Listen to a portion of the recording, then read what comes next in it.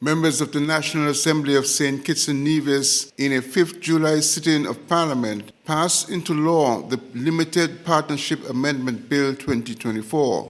The bill was introduced by Prime Minister Dr. Terrance, who has ministerial responsibility for finance and national security, among others. He said the bill was put forward as part of the effort to protect the financial landscape of St. Kitts and Nevis while ensuring that the country is not grey-listed or blacklisted by the FATF and other organizations.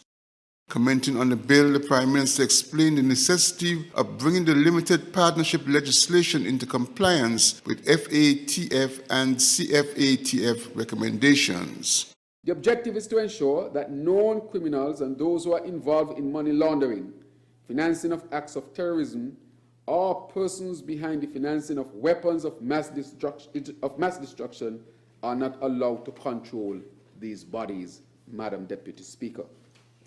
The CFATF has flagged the need to ensure that there should be appropriate transparency and checks and balances concerning the governance of legal persons, legal arrangements, and this encompasses limited partnerships, Madam Speaker. The objective is to ensure that all legal persons should have mechanisms for identifying and describing the different types, forms, and features of its creation and operation, and that there should be a recording of its basic and financial and beneficial ownership. All of this information should be publicly available and should be made accessible on a timely basis to the regulating bodies and, where necessary, to law enforcement, Madam Deputy Speaker. Notice of changes in the ownership of structure should also be provided on a timely basis to the regulator.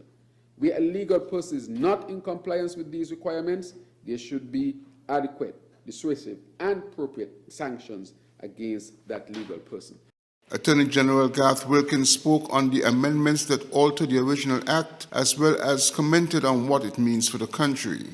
Currently, the Limited Partnerships Act does not adequately provide for the sufficiency of information required by the methodology, nor are there sufficient dissuasive sanctions in the Act. Therefore, this particular amendment does 5 things, Madam Speaker. The first amendment to Section 6 provides that persons opening limited partnerships must now provide to the registrar a copy of their partnership agreement with specific particulars. That seems very reasonable.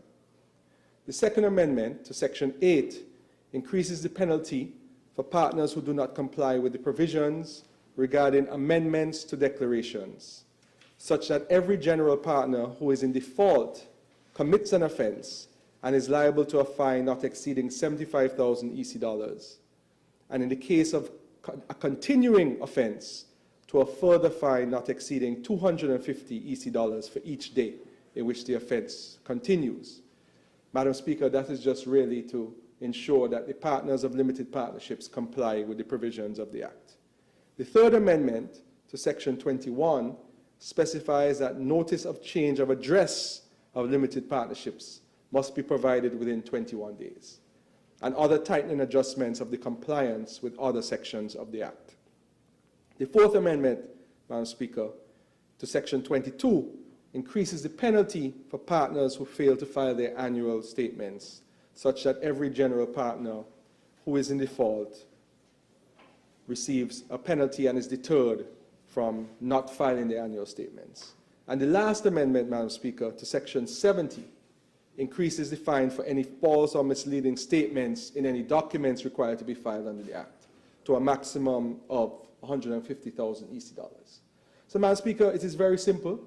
It is in the spirit of complying with the good governance and the transparency provisions within the Limited Partnership Act, so that we cannot be seen as a jurisdiction that allows persons to hide behind legal structures so as to participate in nefarious activities and to hide or conceal their criminal actions, or to money launder, or to fund terrorist financing. The Limited Partnership Amendment Bill 2024 was given its 3rd reading and passed into law. Glenn Bart reporting for SKN Newsline.